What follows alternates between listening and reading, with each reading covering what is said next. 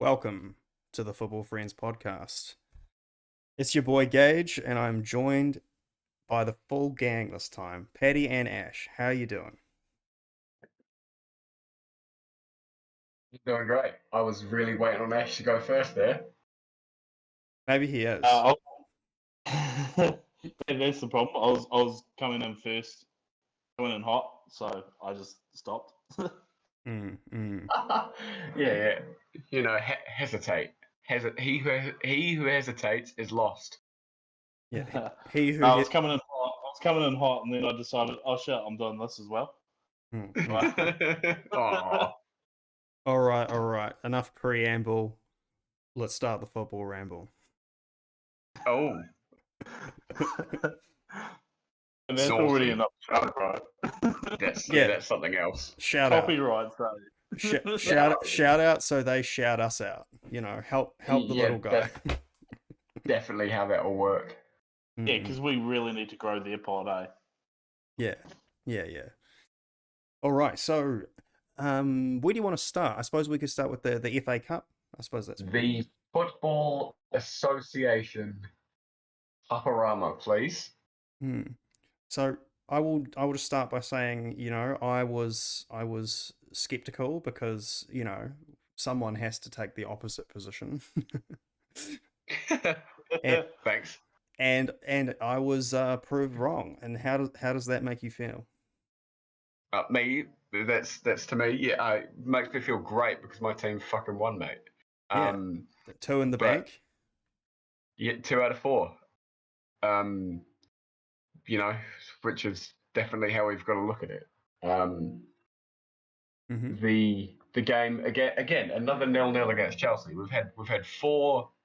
So we've played Chelsea for 7 hours this year, this season, I suppose you'd call it. And the scores are still locked.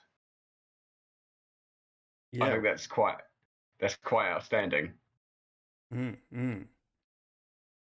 But yeah, it was another 0-0 and another quite exciting 0-0 really.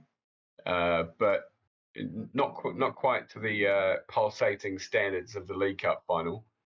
But yet another one where it was, pretty end to end, quite attacking, plenty of chances for. Well, certainly we had probably the better chances. I think we hit the post 4 times. Damn. But got there eventually. And yeah, so extra time, still no goals, and then you get to penalties, and it's like here we are again. Yeah.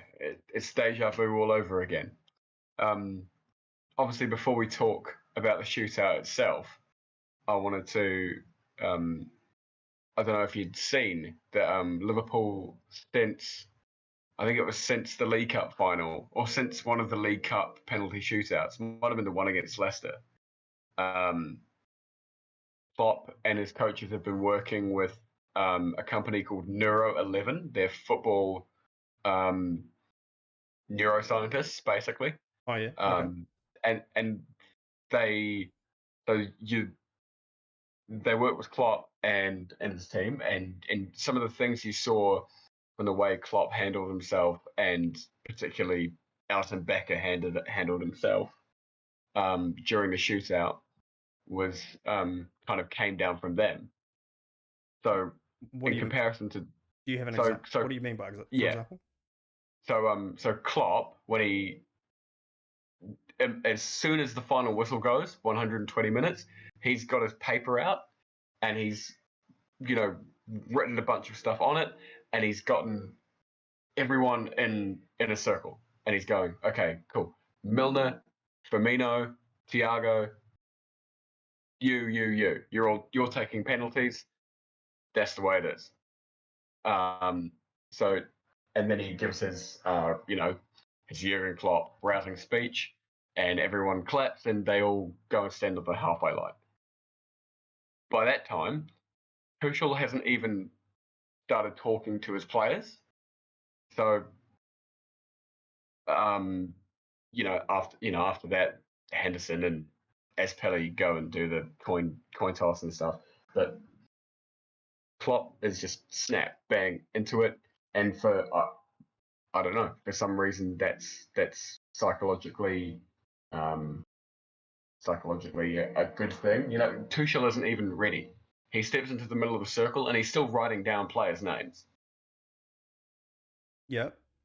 The goalkeeper. So often you see, when the next shooter comes up to the stand on the spot, the goalkeeper will like walk over to them and sort of try and psych them out. Talk some shit, But yeah. but after every Chelsea kick, Alisson went and grabbed the ball and walked over to the next Liverpool kicker to one, give them the ball so that Mendy couldn't do that, and two, he says he was praying on the ball as well. So maybe that's why Sadio Mane missed. Yeah, I found that very interesting that Sadio was so decisive in the other shootouts throughout this season and stuff, but then he misses this one. Yeah. Well, he was all like you look at Trent's expression on his face. He looked miserable, but he was really what it was is he was just extremely concentrated. Whereas Mane looked at his mate, his national team goalkeeper, facing off against him, and he kind of looked a bit shaken. Mm. But he's the only one. He was the only one of Liverpool's takers who I thought, looking at his facial expression, he might miss. Mm. But it really, who knows how much any of that affected. But in the end, Alisson saved Mason Mount's penalty, and Simicast got to be the hero. Mm. And Yeah. I'm stoked for him, man, because he great player. Like when you're in a squad with Robertson, and he's the number one left back, right? Possibly in the world. So the amount of glory that you get in that squad is diminished. Yeah, he certainly stepped up when he's been needed and earned his place. Absolutely, yeah. He's a similar player to Robertson. Good from dead balls, good delivery from crosses, all of that. So I'm stoked for him. I'm really happy. Mm-hmm, mm-hmm. Ash, do you have any thoughts on this? No. Okay, sweet. No, so pretty much covered, really. What, Just Spurs fan talking about trophies? Yeah, I have nothing to add here. Mm. Was it a shootout for fourth place? No. Okay, then I don't care. Oh well. Okay. Well, I didn't really know what you were going for there. No, it sounds like a good transition to me. I was just going to say, was it not Mason Mount has he not lost his last 4 games at Wembley or something like that? I think it's worse than that, mate. I think it might be 6. Ooh. Okay. Yeah. Because so Chelsea have played in the last 3 FA Cup finals and lost to Liverpool, Leicester City, and Arsenal. And if you're wondering where the L's were, Chelsea's holding them all. Yeah, yeah. Cheers. So those 3 games, the Euro Cup final against Italy, another FA Cup final, and another game. I want to say a Community Shield game. Damn, that's not a good record. And I'm pretty sure it's Chelsea's the only team to lose 3 consecutive finals as well, right? Yeah, probably. But at the same time, it means you're making them. So I don't think Chelsea fans should be really that distraught about. What? You can be dejected about a loss. That's fine. But No, if you're I totally disagree. Like the standard for Chelsea is higher than that. Surely you agree with that. They're a team that should be competing should be winning trophies. hold on. Do you think it should be competing for trophies or winning trophies? I corrected halfway through saying that. Okay. Okay, fair enough. So like the only objective standard for success is winning the trophy. Is that right? It's a very good It's a very good measurement. Yes. I think making the final is also a good measurement. Not always. I think. Look, they lost. Okay, I can't remember the final against Arsenal, so forgive me. The final this year was decided on a penalty shootout in which one of their players hit the post and was about 6 inches from the perfect penalty. Mm-hmm. The final last year was against Leicester City, in which they scored in the last minute and had it chalked off by VAR when someone was offside by about a toenail. So I'm saying that they shouldn't. You can be upset that you haven't won. That's fine. You're allowed to be upset by that, but you can't tell me that the only thing is winning. What? I don't think that. Right. So you're Are you there to win? So you're saying that if Chelsea had won it, you'd be like, cool. I'm just glad we were there. No, no, You could not also what I'm saying. Thoroughly you could not also what buy I'm saying. to the stand. I'm saying that. Look, this is not winning is. This is not the Be Nice to Chelsea podcast. I'm not being nice to Chelsea. I'm saying they shouldn't be distraught by losing to the best team in the world. But on penalties. I mean, look, you've already talked about psychology in this, and well, that's actually the time when you would be distraught the most. Coming second is worse than coming third. I'm talking about the fans, though. No, it doesn't matter. It's the same thing. Like that, it's worse to come so close and not win than to lose outright. Yeah, in the moment, sure, but I don't agree that if what we think is probably going to happen on Monday morning happens, and City win, and we win as well, and we lose the league by 1 point. I mean, I'll be a bit more downbeat than I was about the league last week, but so we came second in it against a ridiculously good team, and gave pretty much the best performance that we could, and scored 92 league points. So, no, I think that's pretty awesome. You sound like my mum when I didn't win. You must have got that speech a lot, bro. Look, and I'll tell you what, I wasn't just happy to be there. Okay. Yeah, but no, we're not. The thing is, Liverpool are not, and Chelsea are not in this competition either. Just a make up the numbers team. We're not, Brighton or Everton or Spurs. It's not. We're not.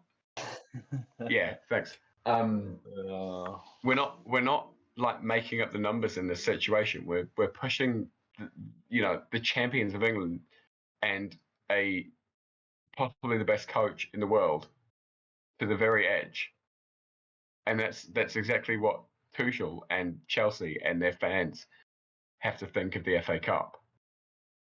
Here's a question, since you're talking about fans. Mm-hmm. If you were a fan of another team and they won the cup and you lost the final, are you still allowed to be happy? Sorry, say that again. I'm a fan of another club. So let's say I'm a fan of Brighton. So look, just look at it this way. Is Lukaku allowed to be happy because Inter won their cup and Chelsea lost? I'm sure Great question. That's all I want to know. I think Lukaku will probably have it. Is he allowed to celebrate losing the final on the pitch because Inter won theirs? And he's a fan of Inter, not Chelsea. Is he allowed to celebrate? I'd say that it would probably be a bad look. How good. He's just in the Liverpool dressing room holding his Inter shirt up. Well, he's in the Liverpool dressing room holding his Inter shirt up with his other hand. With his other hand holding up his phone, and it's just got a picture of the Italian Cup on it. Yeah. So, I feel like this is kind of what I'm getting at, right? Like the players literally cannot be happy because that would make the fans furious. That's like telling the fans, we are a second place team. Well, they are. Yeah. But they don't want to believe that. Well, I think Mason Mount probably believes it at this point. Yeah, he should. Look, I'm just happy when Chelsea loses, okay? That's just me. Yeah, me too. Don't get me wrong. I'm ecstatic, and I am really happy that Chelsea lost as well. Okay, so how about we talk about another London team that has just been losing a lot, because there is quite a challenge for third and fourth place. It is very close, and Ash, you are in the thick of it. What are your thoughts on this runners-up race? Are you just happy to be there? No. Wait, runners-up? You got to be happy to be. What? Look, if someone sells you fourth at the start of the season, you take it. You don't say no, but I'd take it. Yeah, not happy to be in that position. You've got to want more. If we don't get it, it'd be rubbish. But hey, Arsenal are crap, so who cares? Well, you have to play Norwich in your last game, and was it Arsenal has Everton? Is that right? Everton, yeah.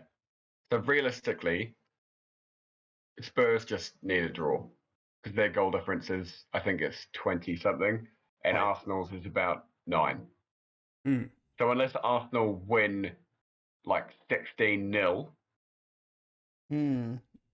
yeah, which seems unlikely. Not at the rate they're going. I mean, they lost 5 of those goals difference in the last 2 games. Yes. So 3 of them two Spurs. Yeah. They looked an absolute shambles. Are you talking about Rob Holding? I'm talking. Honestly, Rob Holding could have been sent off twice in that game.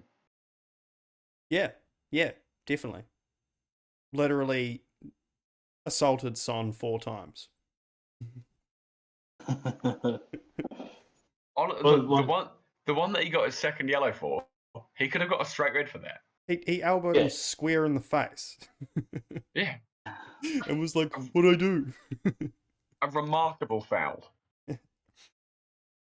My favourite scene is Tomiyasu is just always like, what? That's just what defenders do, man. It's like, maybe you do, Godzilla. Yeah. Is that racist? No. No comment. No. He's not green. He's not green. Yeah, well, it's not easy being green. So yeah, I mean, I caught the highlights of that Arsenal Spurs game, and it was great. Especially, was that the one where Harry Kane got that like diving header into the goal and like nearly cleaned himself up? Oh my goodness! Yeah, that was awesome. Honestly, even if there was nobody else on the pitch within like 50 meters of me, I'd be scared to even dive like that. So I'm going to take myself out. Brave as, yeah. It was Conte ball at its best. Yeah, it seems to be working really well. Yeah, I mean, for you guys to be, still possible that you could take third if Chelsea loses. So yeah, crazy. What a turnaround, really. Yeah. Yeah, statistically possible. Unlikely, but you just beat Norwich for goodness sake. Well, if we don't, Conte goes. No. Well, that's the rules. Oh, sorry, no. If you lose to Norwich, Yeah. but it's not if you draw. Conte back to Inter. with Lukaku. Oh God. No, I yeah. think. No. I think. Well, where were Spurs when Conte took over? 8th, 9th? Yes, I think we were 10 points behind Arsenal. Yeah. Okay. There you go. And that was after having a shocking start with Nuno. So it's a massive turnaround. We had an all right start with Nuno, but yeah, it just started to fall to pieces. A lot of draws. Yeah, right. yeah. So you're 10 points behind. So you look at Arsenal and Spurs at the start of the season, and you sort of go, those are the two teams who are, they're realistically in the sort of 4, 5, 6 zone. Yeah. And they're probably going to be competing for exactly the same spot come the end of the season. So to be 10 points behind one of your rivals of that bracket at that point in the season would have been that'd be a horrendous way to finish the season.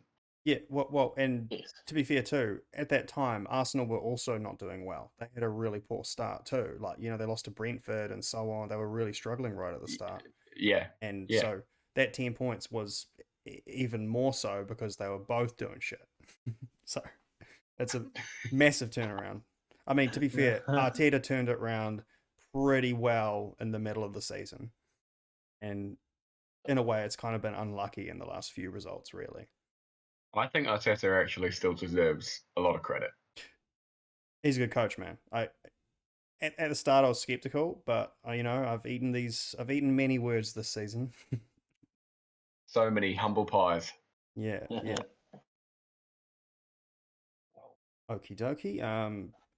So I suppose then, we did touch on it though. The title race itself, there is the opportunity for Stevie G to finally win Liverpool a title. He's had the opportunity before, that's for certain. Yeah, so it's in his it's literally in his hands again. Because Villa play Man City in the last game, and yes, so it's in his hands. He is the only. The mathematics on this one are very simple. City have to not win, and Liverpool have to win. Yeah. Pretty much any other combination of things, City are the champions. Yeah. So, look, if I'm Stevie G, I'm playing it. I'm playing a 10. No, if I'm Stevie G, I'm playing myself at number 10. He needs to go full Atletico Madrid.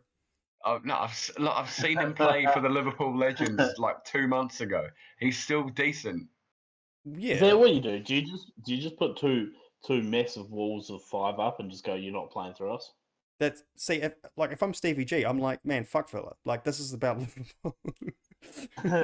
We just play for a draw. And then he skips out 10 minutes early, and he's at the Liverpool stadium. He's at Anfield.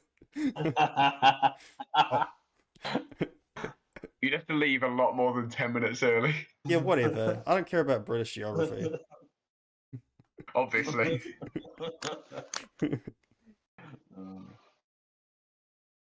Yeah, so it's a big one. We've got a whole bunch of narratives writing themselves as we speak. There's Coutinho, Ings, and Gerrard, the former Liverpool boys. True. Rocking up to ruin the party. But let's face it, it's even with Man City's depleted defensive line, it still looks pretty handy. It's still, Cancelo, Laporte, Fernandinho, Zinchenko. These guys are no slouches. I thought Laporte was out too. Is he not? I think Laporte played. Oh, is he? Okay. Or maybe it's Aka that's gone now. Yeah. I mean that they are racking up the injuries, and doesn't seem to matter though. Laporte played against West Ham. Okay, so it must just be Stones, Aka, and Diaz that are out. Stones, Aka, Diaz, Kyle Walker. Right, yeah. So it's depleted. Fair enough. It's a less full Man City side than we're used to seeing, and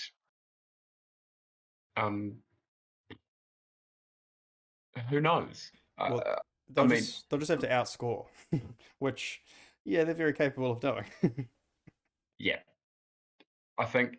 Well, look, last Thursday I sat here on this podcast and said we need 2 favours from West Ham and Villa, and West Ham just about did us the biggest favour possible.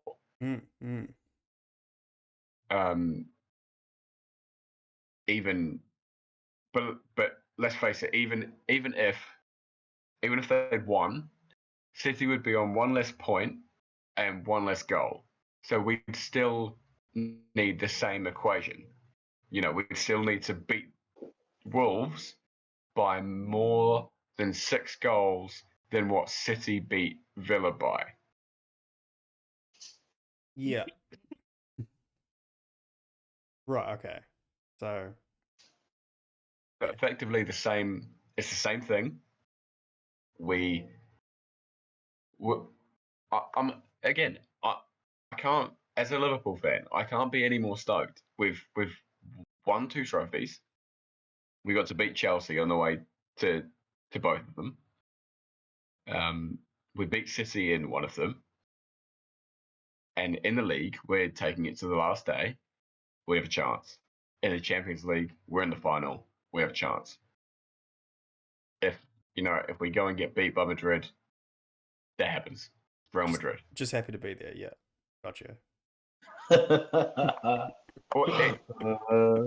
In the competition, yeah. In the final, yeah. Dude, what can't you show a little passion? Like this is really disappointing. I love this so much. What's your problem, man? You don't sound like a winner. That's my problem. I'm not. I'm a fucking loser, bro. So why don't you kill me? Yeah. This is exactly why I am not a Premier League footballer. I mean, that's a bit different because it's one of many reasons.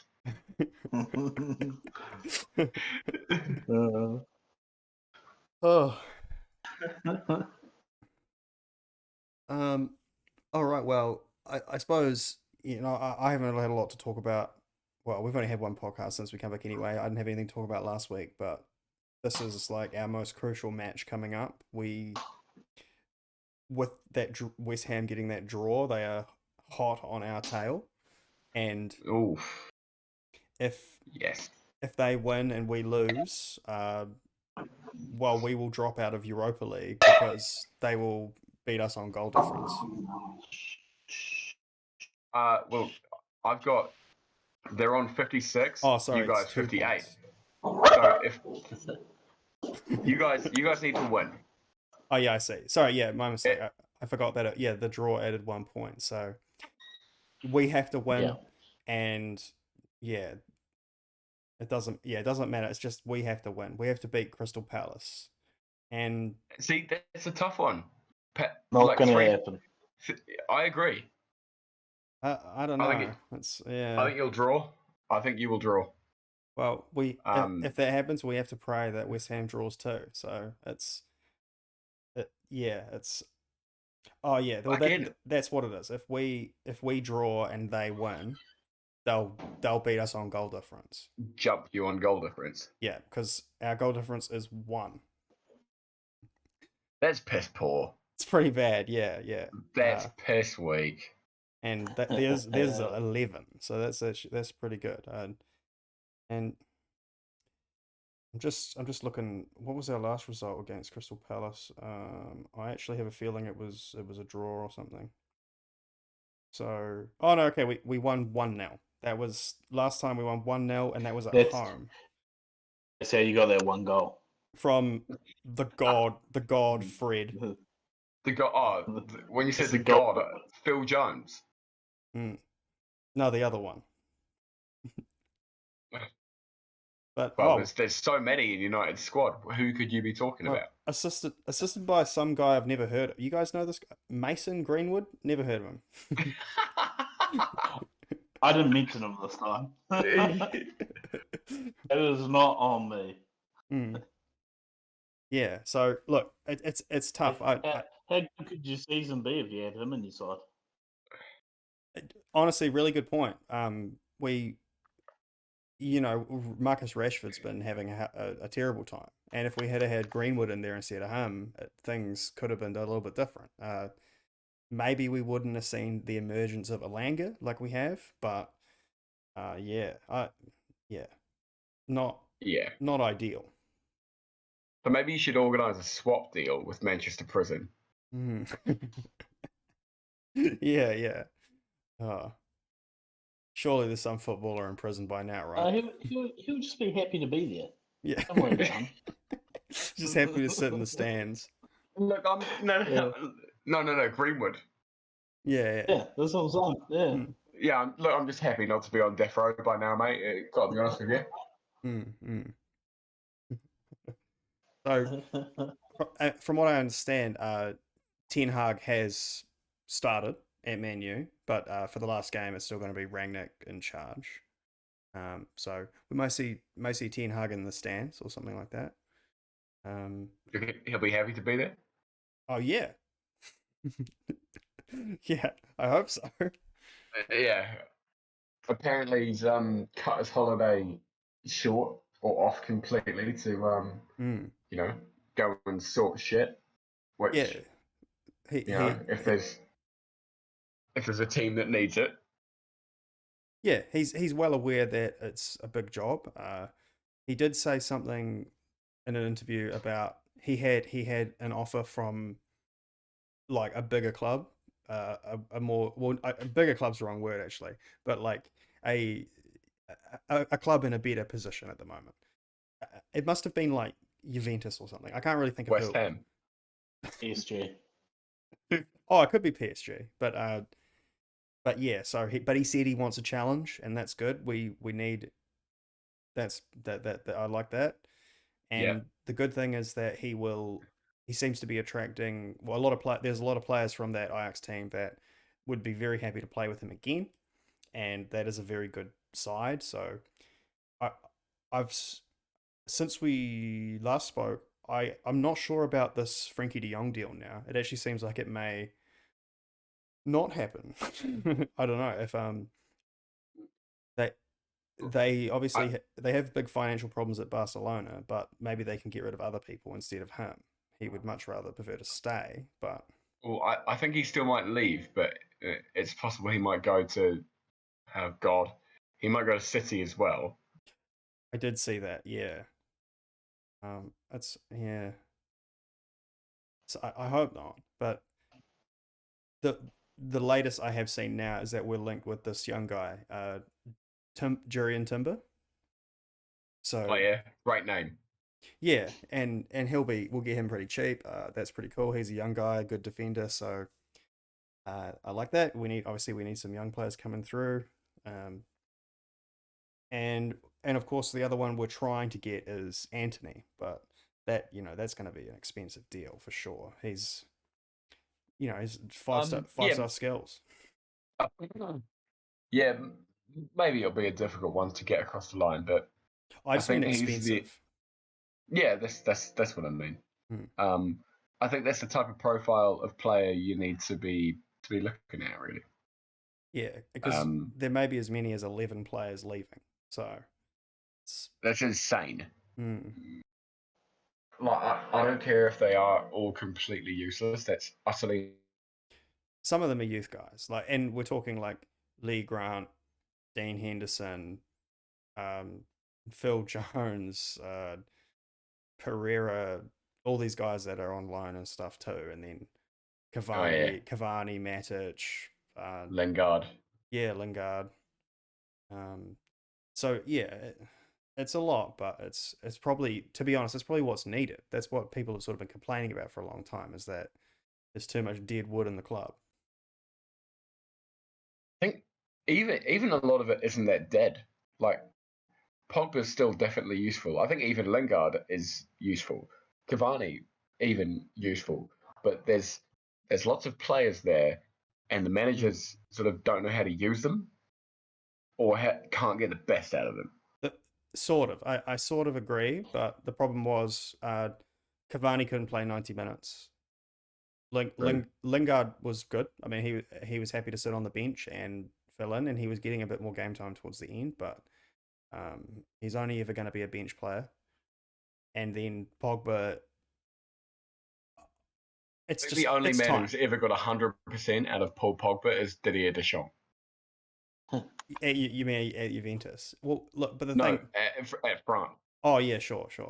I don't think any of the Juventus coaches got 100 out of Pogba either. I mean, that's probably his best. That's his best club career. What about his agent? Say that again, please. His agent. What about his agent? Well, he's dead. He definitely. No, I don't think he's dead. Yeah, he died. I don't think he died. I think he just got really sick. No, he's dead. He's dead. He's dead, bro. He's dead. Gone. Mino Raiola has died. Well, that's why. Well, that's upsetting. That's why the Erling. That's upsetting, right? That's why the Haaland deal wasn't $200 million. I was going to say, isn't it the best for football? I didn't want to say that. So what you're saying is we should swap him with Mason Greenwood. Oh, no. Pass. Pogba. Swap him with Pogba. Well, so Pogba can be dead and Mino Raiola can play for Man United. Yeah, but look, I think whatever it was, I just don't think Pogba was very compatible with our team. And Pogba is always, in the teams that he does well, he's always surrounded by people that do the doggies for him, you know? Like, when he played in that Juventus team... Tell that to Greenwood. Wow. Like, you know, he's playing with, like, Pirlo and all sorts of stuff. Like, he's got all these insanely good players around him, and when it sort of came down to for him to be the guy to run the show, he could never really quite do it. And also the last couple seasons, he's just been so injury prone too. And with the insane wage that he has, even if he is a homegrown player, I think it's just time to move on. Our wage budget is so inflated that it's a good place to start. Yeah, definitely. I don't get me wrong. I think he should be one to leave. I think he's. I don't want to get all Graham Souness on this, but he's, you know, he's not produced 100% at United in some time. Yeah, and it might be something like, you know, we could never play Pogba and Fernandes together, because then it's just too loose. Like too far up the field. Yeah. So, and then you've got Nemanja Matic on his own, like. Yeah, who can't run. Yeah. So, and from what I've heard, just like I said, we're getting rid of these 11 players because of the change in wage budget from that. There's going to be another 50 mil added to the transfer budget. Good Lord. See, that's how crazy it was. And yeah, there's also talk of changing the way we pick our manager to democracy. Picking good ones instead? No, to team vote. Really? That's what they do in Germany. I didn't know that, but apparently that's what they do. And yeah, team vote. So, well, the players vote on whether they want to bring in this manager or that manager. no, no. Did I say manager? Sorry, I mean captain, team captain. Yeah. Yeah. Well, funnily enough, that's the thing that Liverpool did. That Klopp did with Liverpool. Not that long ago. Obviously, we had Henderson and Milner, but sometimes those players don't play. Yeah. But so we had a vote, and I think Van Dijk, Wijnaldum at the time, Firmino, leaders all over the pitch, mate. Oh, that's what you need. Yeah. So yeah, hopefully we can bring in some cool players to. Yeah, quite a bit of work to do. Honestly, I think you guys could do worse than signing Dybala. We've been linked, but again, I think it's going to come down to this Champions League thing, because we're going to be hopefully in Europa League, but maybe even not. It might be the conference. But well, yeah, you can assure it for yourself. That's the thing. You can assure it for yourself by winning. But even then, that's just Europa League. Like, so Dybala's not going to play in the Europa League. Well, he wants to at least play in the Champions League at some point in the season. He may end up in the Europa League, but so he does want to play for Spurs. Yeah, honestly, if I'm Dybala, that's probably a better choice. But actually, I suppose one thing is Eriksen, because that's the thing. He has been linked to United and also a return to Spurs. What do you think about that, Ash? I'll take him. What about Dybala?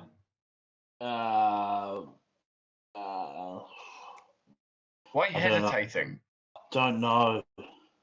Is he better than? It doesn't. Well, okay. In the front three, who's he gonna kick out for the front three? Why does that have to be anyone that he kicks out? Well, okay, if Son gets injured, if Son gets injured tomorrow, who do you start with? Lucas. Yeah, exactly. Bang bang. So we're not a team. We're not a team that has squad depth, and we will never have that because of our wage budget. So wage structure. I mean, so it's just not going to happen. If Dybala's on a free, it's going to be a big wage ask. That's usually how it goes. And yeah, I like, man, Dybala's good, but I don't know if he's I don't think he's that good. Yeah, like he's okay. Like I don't think he never quite lived up to the hype. Agreed. He's still a young man, really. That's true. That's true.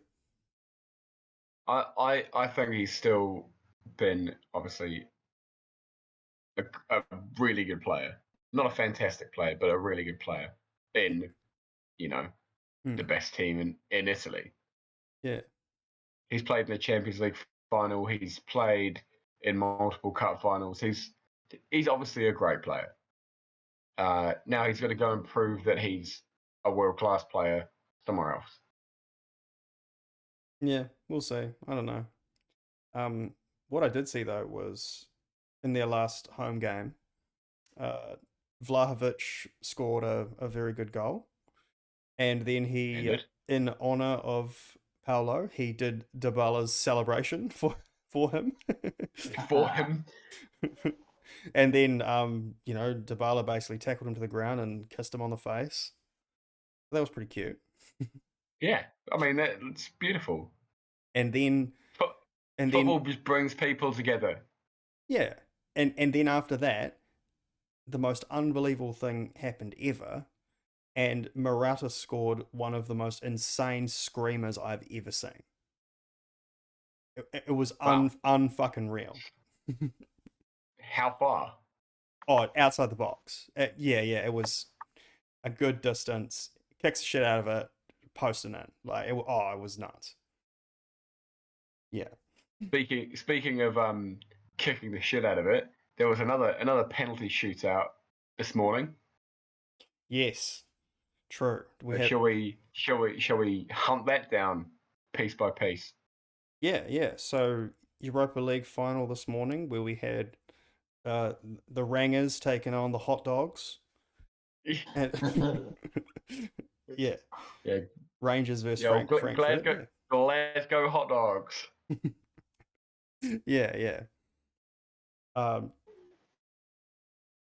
yeah, very happy to see Rangers in the final there. That was well earned. I can't remember what it was exactly, but I think that was their 16th Europa League game that season or something. God. Yeah, because they started from round 2 or something like that.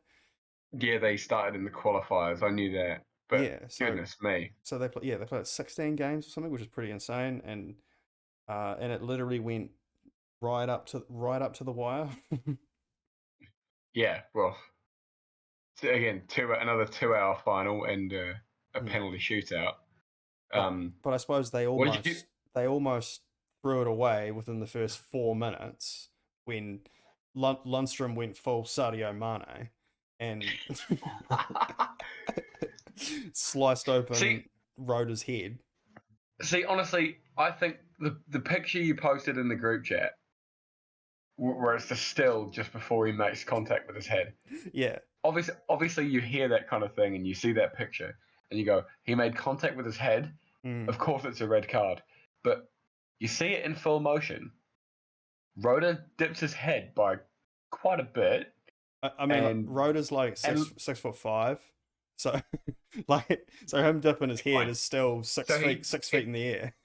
He dips his head down to a normal person's height, and Lundstrom's foot is raised, and then he pulls out of it before he, admittedly does make contact. A little bit. He sort of, because he makes the touch. He gets the touch on the ball, and I feel like his stud must have just sort of scratched like his head kind of open. There wasn't it wasn't like an impact. Yeah. No, not really. Hmm. And obviously, Sebastian Rhoda being the toughest nails pro that he is, battled on. Yeah. But I don't think I even on first look, I don't think that was a red card. I would have personally given a yellow. I would say there are plenty of refs out there that would 100% give that a red instantly. Yes, I agree. And yeah, it's kind of a shame because if Rhoda was a little bit quicker, if he had have won the header, then it's definitely a fucking red. Or maybe even if he had instead of ducked his head, like jumped up for like a chest, because getting a stud in the chest is still, the red card territory. So it was definitely a tricky one, and if it had been given a red card, I don't think I really would have complained. Yeah. Not that I'm, not that I care that much about Rangers, but and to be fair, I think Lindstrom was worried.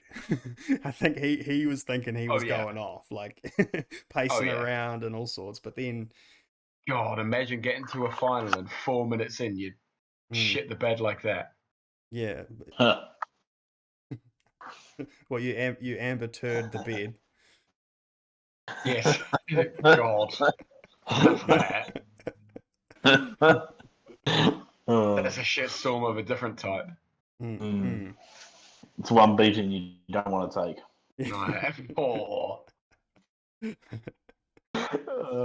But other than that, it wasn't a great match. Yeah, I don't think it was a game of great quality, but I think it was a game that it had enough thrills about it. Not necessarily high quality football, but happy to be there. They were happy to be there, apart from the Rangers players. Yeah. Well, they seem to be Rangers just seem to be kicking long balls and giving up possession like real easy. And And I'd say Frankfurt were probably carving out more attacks, even though I suppose they didn't have that many great chances. They looked a bit more fluid. Yeah, the teams actually suited each other quite well in terms of like they had they were made for making chances against each other. Yeah, but like you say, across the 120 minutes, if there was no goals, I would have probably said that Frankfurt had the ascendancy. Yeah. Oh God, then the fellow who scored for Rangers, Aribo, that was his first goal in the competition, and he's a striker in all 16 games. Yeah, I don't think he played in all of them, but it's when I watched it said one of 16. Yeah. Okay, fair enough. He didn't start all of them though. I didn't start all of them. Yeah, he played every game. 1 goal, 3 assists. Okay. Yeah. Well, that's passing percentage of 78. Yeah. And 55 touches per match. Not great. Thanks, not great. Thanks, Captain Exact. Stats. What was his happiness? His first name's What's Joe. his happiness to be there ratio? What's his blood type? 10 out of 10. A1. Positive. Yeah.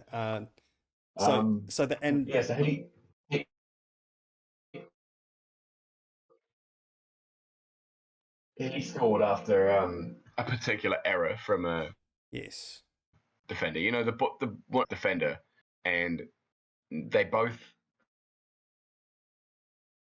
half went for it, and then it was fucked up, and nice cool finish, great. Yeah. And then down the other end, 10 minutes later, yet another one where the ball is played in that what do they call it? The corridor of uncertainty. Between one centre back who should have just run to the ball and kicked the shit out of it, and the other centre back who should have been following the man. So neither of those guys did what they should, because the ball was played in such a way by Kostic. And then Frankfurt bring it back. And it all could have been different if it hadn't been for Mr. Kevin Trapp in between the sticks, eh? Yeah. Well, I was just going to say, those were about the only 2 major errors in the game. And they both led to goals. And then, aside from that, it was pretty much closed up shop. Except for that one save that Trapp makes, which was outstanding. That's the only. I think that was the only what I would call clear-cut chance that Rangers created for themselves. Yeah. And it was no surprise that it was a substitute striker who came on with the fresh legs and did just that. Pardon me. And yeah, so that gets them into penalty shootout, and then I had a feeling it was going to go Frankfurt's way immediately. Like, Trapp just looked so calm. Everyone was coming up to him and like obviously probably just saying like, easy, you got this, man. This is your time. And he only had to save one. And again, he looked confident, whereas McGregor looked worried. Yeah. And it's funny because we saw the return of a familiar face. It was Mr. Aaron Ramsey subbing on to take a penalty, basically, and didn't really work out. Look, you can take the man out of Arsenal, but you can't take the Arsenal out of the man. Yeah. And he'd been injured for the majority of the season as well, and then that's his first game back, and the pressure piled on him. Yeah, I don't know why you'd do that to a player who just come back from injury. That's crazy to me. Yeah, it's because his pedigree. He's played in top leagues and so on, and you think that he would be decisive in a moment like that, but yeah, sometimes it doesn't work out like that. God, yeah, but there was I think it was Davis his name, the Rangers player who absolutely he volleyed it. God, The smoked first that into the person I top think I've corner. seen volley a penalty. That was crazy. Yeah, there were some very good penalties. the last one in particular, I think, top corner from is it Border? I think that's how I'm choosing to say it. I don't know. Yeah. The last one, either way, he scored. Kicked it in the net, went in, best goal ever. Yeah, there you go. And then Frankfurt in the Champions League, just like that. Oh, yeah. Actually, to be honest, that's a thought I had during the game as well. Like, one of these two is going to be playing Champions League football next season. Yeah, mate. Yeah, hell yeah. I mean, yeah, kind of. Because I'm pretty sure Frankfurt has qualified for the Champions League in the last while, but Rangers do not get an automatic spot, do they? That, like, the winner of the Scottish League do they play off for Champions League, or is it like? I think they have to play one playoff. Okay. But Celtic won the league, so. Yes, right. Okay. So. Unlucky. So yeah, that's how it goes. All right. Yeah. So that's all the main stuff, I think. Have we missed anything? I wanted to say that for McGregor, the goalkeeper. Mm-hmm. So last time Rangers were in a UEFA, it was Europa League. I think it was 2008, and he was playing at Rangers then as well. He's 40 years old, so he was in the he was in the call it the prime of his life if you want to, and he got injured, so he couldn't play in the final, and Rangers lost. Yeah, okay. And this time he's been a major part of them making the final. And he basically did, he made some great saves during that game. He was pretty much everywhere he needed to be. The goal wasn't his fault.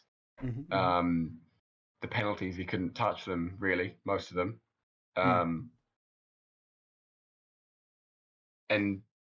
I feel gutted for him in particular. What, you don't think he should just be happy? I think he will be. I think he will be gutted as well. But he should feel proud of himself. Yeah, of course he should. Yeah, just happy to be there, mate. Yeah, it's all good. Look, I'm not saying what you think I'm saying. Yeah, I know. I'm saying that people should be proud of achieving finals and 90 plus points in the league if you can achieve that, or being part of great teams. Because most players don't win a trophy in their life. Most teams don't win trophies every season. That's just not what happens. Yeah. Yeah. Yeah. Yeah. I mean, I know what you've been saying the whole time. Yeah, I know that you know. All right. Well, anyway, yeah. Is there anything else you want to cover before we wrap this up? Okay. Let's go around the circle and say who's getting first, who's getting fourth, who's going down. Easy. I got this. Okay, Ash, you're up first. Yeah. City first.